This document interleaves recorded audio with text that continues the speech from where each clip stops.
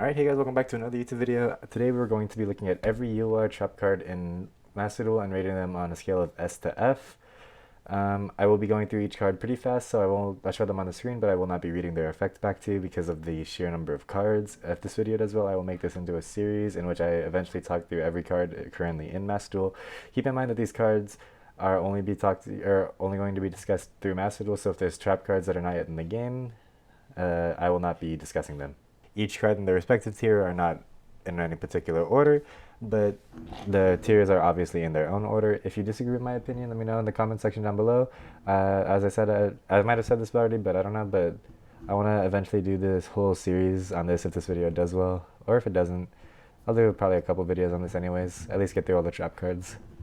But anyways, yeah, let's get into it. Trap cards in general aren't very popular because of the fact that most of them, not all, need to be set on the field before you can activate them, and a lot of them are kind of underwhelming because of that and very slow for the current modern metagame. Anyways, let's get into it with F tier.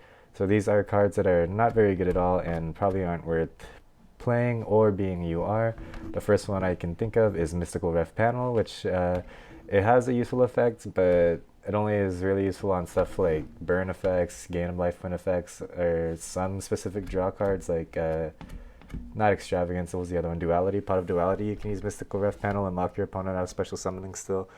But other than that, it's very niche, very gimmicky, and really, I mean, I get why it is F, but, or S, or UR, but it just isn't very good and not worth playing at all. The next one in F tier is Diamond Dustin. Dustins in general are pretty bad, and being able to special summon as many Dustins as you want is not a very worthwhile effect, especially since it requires cards to be destroyed. And the ability to special summon a monster onto your opponent's side of the field that can't be used for fusion and all I think it's fusion synchro XEs. It still gives your opponent link material because I'm pretty sure Destins came out as or before Links did. The next F tier is Dynamorphia Domain. Again, Dynamorphias are really, really bad. So their two fusion monsters that are in the game are not really strong enough to be worth going into. You have to use Dynamorphias with different names, of which there are only 2 Dynamorphia monsters with different names. And an archetype of all trap cards in those spells, I mean, how good could it really be? It also requires you to pay half your life point, as with all of the Dynamorphia spell traps. Or not spell traps, all of the Dynamorphia traps do. And the life point protection is only useful for people playing Dynamorphias. The effect to send from grave is pretty cool, but or not from grave, from deck is nice, but that just means it can't be ashed. So this, all in all, not a good card. The last one in F tier will be Remove Brainwashing. I honestly don't know why this is a UR. There's another card called the Owner Seal, which is the same thing except it's not a trap. I guess the benefit in this is it's continuous. I can only see this being useful in like kaiju strategies where they summon themselves to your opponent's side of the field. But then again, it's just use Owner Seal. The next cards we are going to be looking at is D tier. So these cards are still pretty bad, but slightly better than the other ones and have niche uses. The first one is Try and Guess. This card, life point gain cards in general just aren't very good, and this one only gains life points if you meet a certain condition, which is the certain number of XEs or extra deck monsters. It can be pretty easily done if you just set your extra deck up, but the only problem with this card is I can only see be good in bad reaction Nurse Burn decks, where your goal is to try and give a bunch of life points to your opponent, which would be inflicted as burn damage from bad reaction or Nurse Burn or Dark Lord Nurse. So it has that one really good use, and other than that, it's almost useless. Time Seal is a card which isn't very good. It skips your opponent's draw phase, yeah, but it can only really be useful if you can rip all the cards out of your opponent's hand, because drawing one card, while it could be very strong, is not going to matter too much in the long run unless they have no cards in hand, or unless they're playing a very bad deck that needs the extra card. It's moderately useful going first, not useful at all going second, after your opponent already has an established board. And the only time I could see this being applicable is if you're playing the Yada lock, which isn't even very good either. Life Equalizer, Again, it does set the game to a balanced state, but you do have to do some manipulation to your opponent's life points because the difference has to be greater than 8,000 or equal to 8,000, which you're not going to get because default, you're just going to go down. If you have an 8,000 point difference in life points default, you will just go down to 0. So, yeah, it's a very gimmicky strategy. Artifact Sanctum, again, a very mediocre archetype. It does let you pop a card, but it does also lock you out of the battle phase for your turn. Soul of the Supreme King, it brings out a pretty big boss monster, but only for the turn, and it does allow you some recursion, but you basically need your opponent to activate a spell or trap card during the turn you use it. Otherwise, you really aren't going to be playing this card for its special summon effect because it requires a monster that has such hard materials to get out normally. So I guess the intended plan is to use this, have your opponent activate a spell trap, and then banish your discard so you can special summon the different dragon monsters. Gotham's Emergency Call is C tier. It's only good in X Sabers, and it does require a face-up X Saber, but it does let you special summon 2 from grave, which is always a great effect. Dream Mirror Hypnagogia.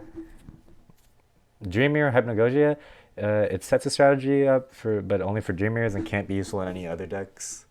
Rebirth Judgment, affecting the graveyard is C tier.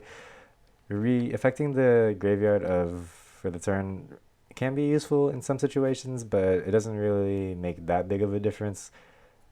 And it's just a lot better cards to play, like Called by the Grave, or like if you're really that scared of graveyard effects, just play Necro Valley. Share if you play. Okay, now we are up to B tier. These are cards that are all pretty good, but just have a lot better options. I wouldn't be surprised if I see people playing it. This one is Metaverse. It essentially is the worst terraforming because you have to wait a turn, but it does let you set from deck. But, terraforming, you can just activate the spell card. But yeah, it's not bad, not great. It's pretty good. Grand Horn of Heaven. It can negate a crucial combo piece, but it does allow your opponent to draw. And since you're not going to be able to use this your first turn, it's set.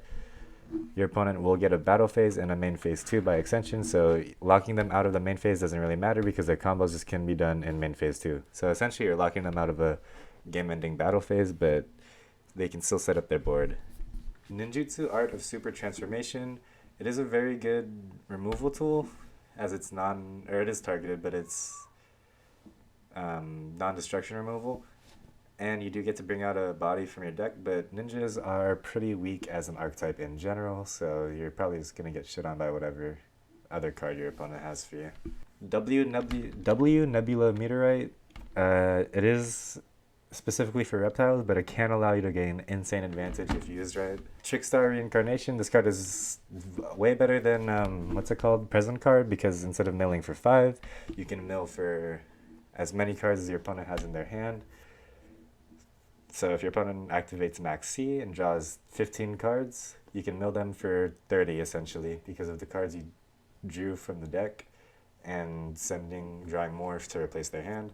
It is really good for the Trickstar strategy with the Lycoris, dealing damage for every card drawn. So if they draw 15, that's 3,000 damage. Magical Explosion, it is pretty gimmicky and you will have to build an entire deck around it, but getting a bunch of spell cards in the graveyard isn't too hard to pull off, and it is non-once per turn, so you can easily FTK your opponent just by setting up your graveyard. Sales Pitch, it can search any card in the game essentially, but it does rely on your opponent searching, but most decks will search.